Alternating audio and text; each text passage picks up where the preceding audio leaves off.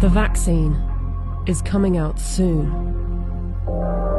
I won't be talking about it, but I will tell you about the company behind it. The UK government has purchased 30 million doses of COVID mRNA vaccine from a company called Pfizer.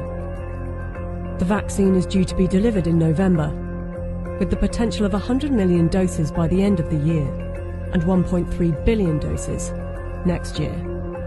News just out. Pfizer says it could be ready to apply for emergency use authorization for its COVID-19 vaccine candidate by late November. It won't be mandatory at the beginning, but judging from the large orders, a gradual plan will be implemented to persuade and incentivize people to take the vaccine and put restrictions on people that don't, along with shaming campaigns. I want to tell them that their decision, they need to understand, will not affect only their lives, which at the end of the day, it is their judgment, but will affect the lives of others. Because if they don't vaccinate, they will become the weak link that will allow this virus to replicate. Some will say that this is conspiracy theory, so let's just stick to the facts.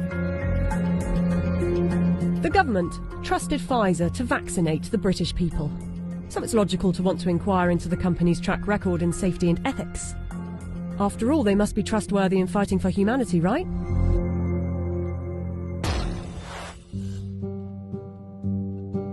Pfizer made itself one of the largest pharmaceutical companies in the world by purchasing its competitors and through aggressive marketing tactics. What I'm about to tell you is only 20% of their rap sheet. Otherwise this video would be hours long, but you can go to our website where you can see the full list.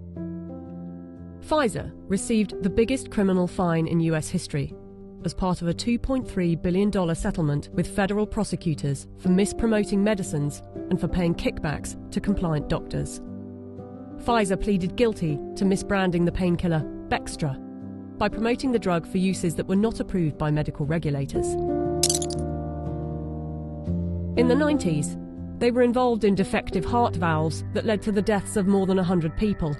The company had deliberately misled regulators about the hazards. The company agreed to pay $10.75 million to settle Justice Department charges.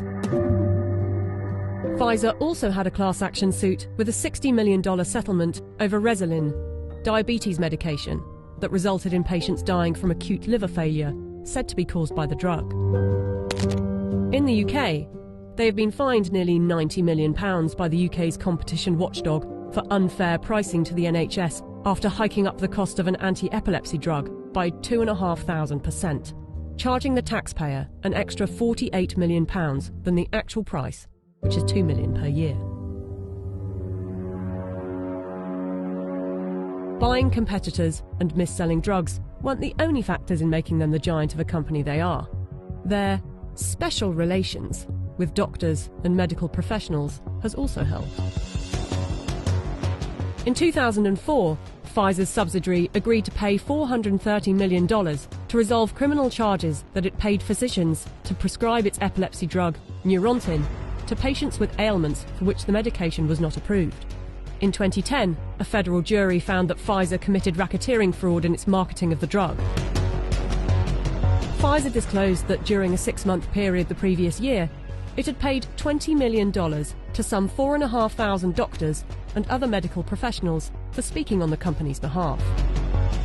In 2012, the US Securities and Exchange Commission announced that it had reached a $45 million settlement with Pfizer to resolve charges that its subsidiaries had bribed overseas doctors and other healthcare professionals to increase foreign sales. But some of you might say they are a business and they don't get to make billions a year by not being competitive. They're still trying to help humanity. Pfizer was sued in a US federal court by Nigerian families who accused the company of testing a dangerous new antibiotic called Trovan on children without parents' consent and using their children as human guinea pigs. A panel of medical experts concluded that Pfizer had violated international law, and the company agreed to pay $75 million to settle the lawsuits in Nigerian courts. The US case was settled for an undisclosed amount. Amid widespread criticism of high pricing for poor countries, and in particular AIDS medications, Pfizer offered to donate a 2-year supply of its drug, Diflucan, worth $50 million to the South African government.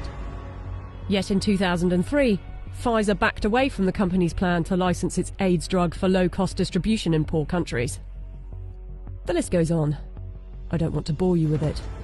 But ask yourself, if it was a car manufacturer, would you buy a car from them? We plan to honor our history, and we will only bring to the world a vaccine that has been proven safe and efficacious.